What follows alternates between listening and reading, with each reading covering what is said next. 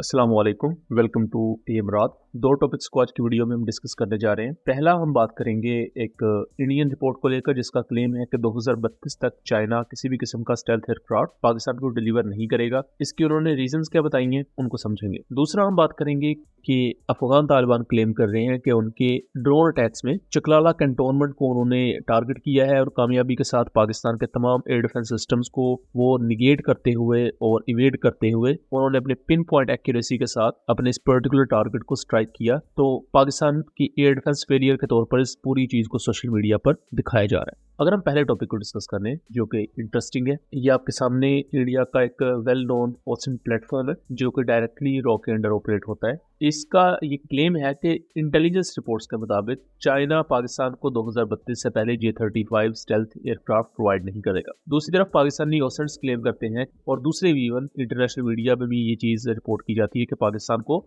2028-29 तक J-35 China deliver कर चुका होगा और पाकिस्तान मतलब साउथ एशिया में वो पहला कंट्री होगा जिसके पास एक स्टेल्थ एयरक्राफ्ट की कैपेबिलिटी आ चुकी होगी। आज के दौर में आप अराउंड द वर्ल्ड अगर आप देखें तो एयर फोर्सेस में जो चीज़ बहुत ज़्यादा मैटर करती है वो ये कि नेक्स्ट जनरेशन फाइटर जेट्स आपके पास हों। यहाँ तक कि अफ्रीका जैसी कंट्रीज जिसमें हम नाइजीरिया को ले लेते हैं, दूसरे कंट्रीज ये सेकंड और थर्ड जनरेशन के एयरक्राफ्ट आज से 4-5 साल पहले इस्तेमाल करते रहे हैं, बट अब ये कंट्रीज भी कंटिन्यूसली कोशिश कर रहे हैं कि इनके पास नेक्स्ट जनरेशन का एयरक्राफ्ट आए। यानी कि ये अगर सेकंड और थर्ड जनरेशन के एयरक्राफ्ट पिछले 10-20 सालों से 30 सालों से इस्तेमाल कर रहे थे, तो अब इनके पास फोर्थ जनरेशन का एयरक्राफ्ट है। इसमें हमने कई अफ्रीकन कंट्रीज को देखा, जैसे नाइजीरिया है उसने J-17 थंडर खरीदे। इसी तरह कई दूसरी नाइजीरियन स्टेट्स है वो Su-30s MiG-29 की तरफ गई, तो उन्होंने अपना थ्रेशोल्ड पूरा किया कि फोर्थ जनरेशन लेंगे, फिर उसके बाद हम जाएंगे फिफ्थ जनरेशन की तरफ। पाकिस्तान के कॉन्टेक्स्ट में अगर देखा जाए, इंडिया के कॉन्टेक्स्ट में अगर देखा जाए तो 2020 से 22 के दरमियान दोनों कंट्रीज ने 4.5 जनरेशन फाइटर जेट्स को इंडक्ट किया। अगर हम इंडिया की बात करें तो उसने राफेल्स को इंडक्ट किया, उसके 1-1.5 साल बाद पाकिस्तान ने JC को इंडक्ट किया। अब ये डायनामिक्स शिफ्ट हो चुकी है, पाकिस्तान अब ट्रेंड्स को सेट कर रहा है, ये अब सबके सामने है, ये ऑलमोस्ट कंफर्म भी है कि पाकिस्तान को पहले स्टेल्थ एयरक्राफ्ट मिलेगा, उसके बाद इंडिया देखेगा कि अब उसने इसके काउंटर में क्या करना है। अभी तक इंडिया के पास काउंटर नहीं है और ये शायद हिस्ट्री में इस तरह पहली दफा हो रहा है, क्योंकि जब पाकिस्तान ने 1983 में F-16 लिए थे तो इंडिया ने उसके मुकाबले में 3-4 एयरक्राफ्ट फील्ड कर दिए थे। यानी कि मिराज 2000 खरीद लिया, MiG-29 भी खरीद लिए रशिया से Su-30 भी खरीद लिया। तो लाइन लगा दी थी मतलब इंडिया ने कि भाई हमने F-16 को काउंटर करना है। वो लहदा बात है कि उसमें भी ये फेल ही हुए। अब जब बात है J-35 को काउंटर करने की तो इंडिया के पास उसका काउंटर नहीं है। अमेरिका की F-35 की तरफ जाएंगे तो अमेरिका तो आजकल जिस तरह नेटो के अपने इतनी करीबी इत्तेहादियों को जिस तरह ट्रीट कर रहा है, इंडिया उससे भी डर रहा है कि कल को ये हमारे साथ ये हरकतें करेंगे। फर्ज करें F-35 के सोर्स कोड में ग्लिचेस पैदा करना शुरू कर दे, उसके स्पेयर पार्ट्स रोक ले, तो वो एक इतना पावरफुल एयरक्राफ्ट रिडंडेंट होके इंडियन बेसिस पर पड़ा रहेगा, उड़ने के काबिल भी नहीं रहेगा, तमाम कंट्रोल अमेरिका के पास होगा। इस चीज से इंडिया डरता है। अगर रशियन Su-57 की तरफ जाए तो उसमें दो खतरे हैं। पहला खतरा तो ये है कि Su-57 कोई कंप्लीट स्टेल्थ एयरक्राफ्ट नहीं है, उसकी स्टेल्थ में सीरियस इश्यूज हैं और आपने देखा भी होगा कि यूक्रेन रशिया वॉर में भी उसने कोई बहुत बेहतर अपनी प्रोफाइल नहीं बनाई। हालांकि वो स्टेल्थ एयरक्राफ्ट था,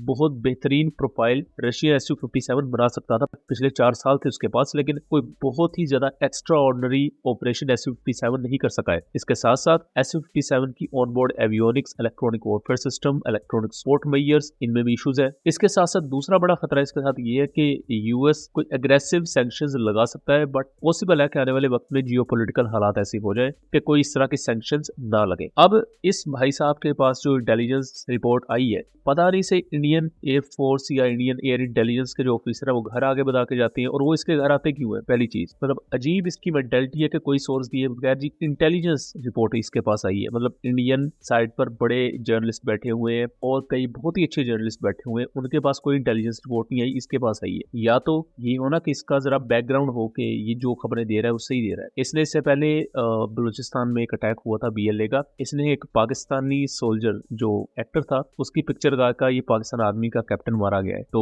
तब भी वैसे बहुत उस पर मजाक उड़ाया गया था। बट द पॉइंट इज जब इसने कुछ घंटा पहले ये अपनी पर्टिकुलर रिपोर्ट पब्लिक की, उस पर 60,000 से ज्यादा लोग उसे देख चुके हैं। तो कहने का मकसद ये है कि जब भक्तों ने ये देखना है ना कि अच्छा कोई चीज है जिससे वो खुश हो रहे हैं, अच्छा पाकिस्तान को स्टेल्थ एयरक्राफ्ट नहीं मिल रहे हैं, जबरदस्त, देखो अब हम विश्वगुरु बन गए। इनकी मेंटेलिटी भी विश्वगुरु की ये है कि खुद से कुछ डेवलप नहीं करना या खुद से कोई चीज अक्वायर नहीं करनी, ना कोई पार्टनरशिप करनी है, बस हमने दूसरों के पास नहीं चीज जाने देनी। ये इतने हासद किस्म के मतलब के लोग हैं। लेकिन बाहर दूसरे टॉपिक पर अगर आ जाए तो अफगान तालिबान की तरफ से रिसेंटली ये क्लेम्स किए जा रहे हैं कि चकलाला गैरिजन पर या चकलाला मिलिट्री बेस जो है कैंटोनमेंट, वहां उन्होंने एक ड्रोन स्ट्राइक की है और उसकी कुछ फुटेजेस भी इन्होंने सोशल मीडिया पर काफी ज्यादा फैलाई है कि देखें कामयाब ड्रोन स्ट्राइक। अगर आप इन फुटेजेस को देखें आपको क्लियरली पता चल जाएगा कि ये सिविलियन हाउस है, एक घर है बेसिकली, उसमें ये सिविलियन की गाड़ियां खड़ी हुई हैं, ये एक रिटायर्ड ऑफिसर का घर है आई बिलीव। तो बेसिकली हुआ क्या कि इस पर्टिकुलर अफगान ड्रोन को जब इलेक्ट्रॉनिक वॉरफेयर सिस्टम के थ्रू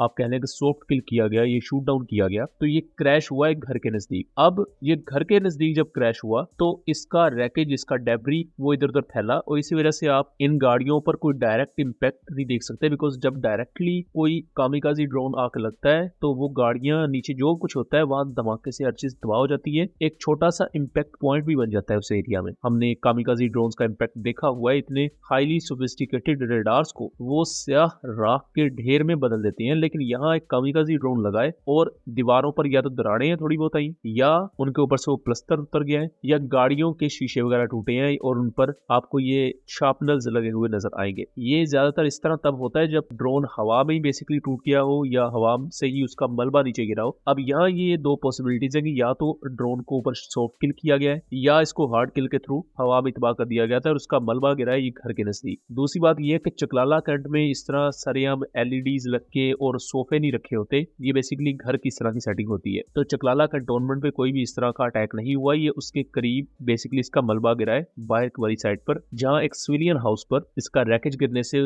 प्रॉपर्टी का डैमेज हुआ है। लेकिन एक चीज आपको माननी पड़ेगी कि अफगान तालिबान का जो मीडिया पीआर का सेटअप है उसने इंडिया को देखते हुए बहुत अडेप्ट किया है कि एक कहानी गढ़ने की जो सलाहियत है तो वो अफगान तालिबान बहुत अच्छा कर रहे हैं। अनफॉर्चुनेटली हमारे यहाँ भी हमारी साइड पर कुछ पाकिस्तानी लोग जो इस तरह की चीजों को टेक्निकली नहीं देखते, वो उन्होंने बस ये पिक्चर देखी और बगैर कोई तहकीक किए देखें जी ये चकलाला कैंट पर ड्रोन आके लग गया, एयर डिफेंस तो फेल हो गया जी पाकिस्तान का। बट अगर वो टेक्निकली इस चीज को देखेंगे तो उन्हें समझ आएगी कि ड्रोन इंपैक्ट अगर हुआ होता तो ये दोनों गाड़ियां मलबे का ढेर बन चुकी होती और ये इर्द गिर्द का एरिया भी तबाह हो चुका होता। ये कॉमन सेंस की बात है कि एक ड्रोन जिसमें 10 किलो 15 किलो का बारूदी मवाद है वो एक जगह टकरा रहा है तो ये सही सलामत कैसे बचेंगी चीजें। ये तभी इस तरह हुआ है कि यहाँ मलबा आके उसने ड्रोन का गिरा है। और जाहिर बात है ये हम पिछली वीडियोस में भी बता चुके हैं कि जब इस तरह के ड्रोन्स का रैकेट जमीन पर गिरेगा तो उनसे अनफॉर्चुनेटली सिविलियन या सिविलियन प्रॉपर्टी के डैमेज होने के चांसेस होते हैं। सो दोस्तों ये था एक एनालिसिस, उम्मीद करता हूँ चीजें क्लियर रही होंगी। वीडियो पसंद आई हो तो इसे ज्यादा से ज्यादा शेयर कीजिएगा ताकि इस तरह की मजीद इन्फॉर्मेटिव वीडियोस हम आपके लिए लेकर आ सकें। मिलेंगे अगली वीडियो में, तब तक के लिए अल्लाह हाफिज।